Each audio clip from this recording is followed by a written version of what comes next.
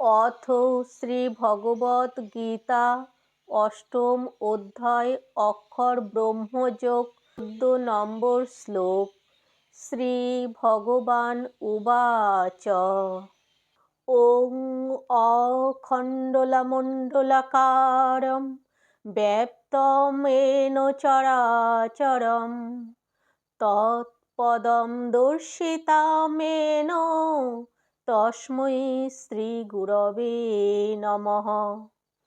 হে কৃষ্ণ করুণা সিন্ধু দীনবন্ধু জগৎপতে গোপেশ গোপিকা কান্ত রাধাকান্ত নমস্তুতে। তাৎপর্য: হে পার্থ, যিনি একাগ্রচিত্তে নিরন্তর কেবল আমাকেই স্মরণ করেন, আমি সেই নিত্যযুক্ত ভক্তি যোগীর কাছে সুলভ হই। অনন্যচেতা, যার চিত্ত ভগবান ব্যতীত অন্য কোনো ভোগভূমি বা ঐশ্বর্যের দিকে একেবারেই যায় না, যার হৃদয়ে ভগবান ব্যতীত আর কারোর কোনো স্থান নেই, গুরুত্ব নেই, তাকে বলা হয় অনন্যচিত্ত। যেমন পতিব্রতা রমণীর পতিব্রত ও পতি ধর্ম হয়ে থাকে, স্বামী ছাড়া তার মনে অন্য পুরুষের কথা আসক্তিবশত মনেই আসে না। শিষ্য যেমন গুরুর আদেশ মেনে চলেন, সুপুত্র যেমন মা বাবার অনুগত থাকে, তাদের অন্য কোনো ইষ্ট থাকে না, ভক্তও তেমন ভগবৎ পরায়ণ হয়ে থাকে। আমি শুধু ভগবানের, আর ভগবান আমার, আমার আর কেউ নেই, আর আমিও কারোর নই, এই ভাব হলেই তিনি অনন্যচেতা হন। সততম যো মাম স্মরতি নিতস্যা। সততম মানে নিরন্তর, অর্থাৎ ঘুম ভেঙে যাওয়া থেকে শুরু করে ঘুমোতে যাওয়া পর্যন্ত সবসময় যে আমাকে স্মরণ করে। নিত্যস্য মানে সর্বদা, অর্থাৎ যখন থেকে এই কথাটি ধারণা করেছে তখন থেকে আমৃত্যু আমাকে স্মরণ করে। একমাত্র ভগবানই আপন। এই শরীর, ইন্দ্রিয়াদি, প্রাণ, মন, বুদ্ধি কিছুই আপন নয়। দৃঢ়তার সঙ্গে এটি মেনে নিলেই ভগবান সহজলভ্য হন। শরীরাদিকে আপন বলে মনে করলে ভগবানকে সহজে পাওয়া যায় না। কিন্তু মানুষ ভ্রমবশত নিজেকে ভগবানের থেকে এবং ভগবানকে নিজের থেকে পৃথক বলে মনে করেন এবং নিজেকে শরীর এবং শরীরকে আপন বলে ভেবে থাকে। এই বিপরীত ধারণার জন্যই মানুষ জন্ম মৃত্যুর চক্রে আবর্তিত হয়।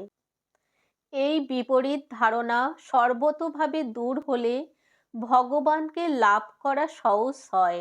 স্থান বা কাল বিবেচনা না করে অবিচলিতভাবেই সর্বদা শ্রীকৃষ্ণের কথা চিন্তা করে থাকেন।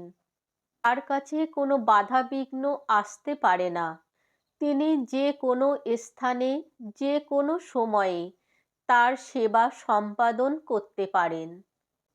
শ্রী চৈতন্য মহাপ্রভুকে শ্রী অদ্বৈত আচার্য বলেছিলেন, হে প্রভু, তুমি যেখানেই থাকো না কেন সেই স্থানই বৃন্দাবন। সততম ও নিতস্যা এই কথা দুটির দ্বারা বোঝানো হচ্ছে যে সদা সর্বদা নিয়মিতভাবে প্রতিদিন শুদ্ধ ভক্ত শ্রীকৃষ্ণকে স্মরণ করেন এবং তার ধ্যান করেন। এগুলি হচ্ছে শুদ্ধ ভক্তের গুণ এবং এই অনন্য ভক্তির ফলেই ভগবান তার কাছে এত সুলভ। গীতায় ভক্তিযোগকে শ্রেষ্ঠ যোগ বলা হয়েছে। সাধারণত ভক্তিযোগীরা 5 প্রকারে ভগবানের সেবায় নিয়োজিত থাকে। শান্ত ভক্ত, নিষ্ক্রিয় উদাসীনভাবে ভগবানের সেবা করেন। সখ্য ভক্ত সখারূপে ভগবানের সেবা করেন। বাৎসল্য ভক্ত পিতামাতা রূপে ভগবানের সেবা করেন। মাধুর্য ভক্ত প্রেয়সী রূপে ভগবানের সেবা করেন। এগুলির মধ্যে যে কোনো একটিকে অবলম্বন করে শুদ্ধ ভক্ত ভগবৎ সেবায় নিয়োজিত থাকেন। আর পরমেশ্বর ভগবানকে সেই কারণেই ভুলতে পারেন না। আর সেই কারণেই ভগবান তার কাছে সুলভ। ভগবানকে স্মরণ করার প্রধান হেতু হল ভগবানকে আপন ভাবা। ভগবান আমারই এবং আমারই জন্য। এইরূপ ভগবানে আপন ভাব হলে তবেই ভগবানে প্রেম জন্মায় এবং যার সঙ্গে প্রেম হয় তাকে সর্বক্ষণই স্মরণে থাকে।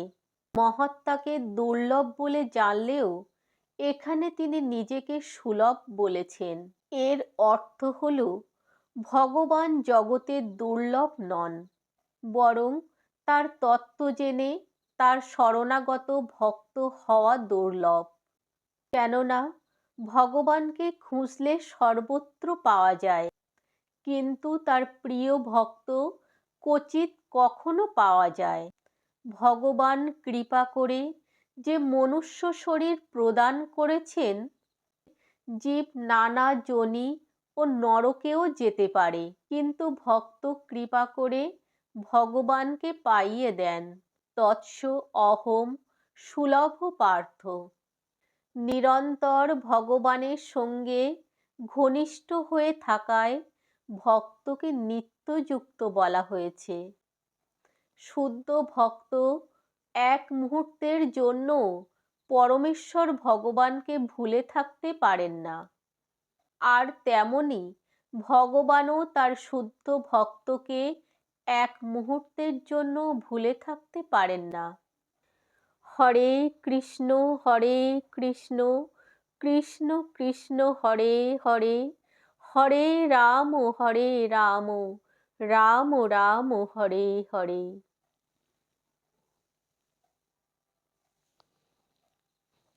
এই মহামন্ত্র কীর্তন করার কৃষ্ণ ভাবনাময় পদ্ধতিটি শ্রীকৃষ্ণের একটি মহান আশীর্বাদ। তাহলে বন্ধুরা, আজ এই পর্যন্ত। দেখা হচ্ছে নতুন কোনো ভিডিও নিয়ে। তত সময় সবাই ভালো থাকবেন, সুস্থ থাকবেন। হরে কৃষ্ণ। রাধে রাধে।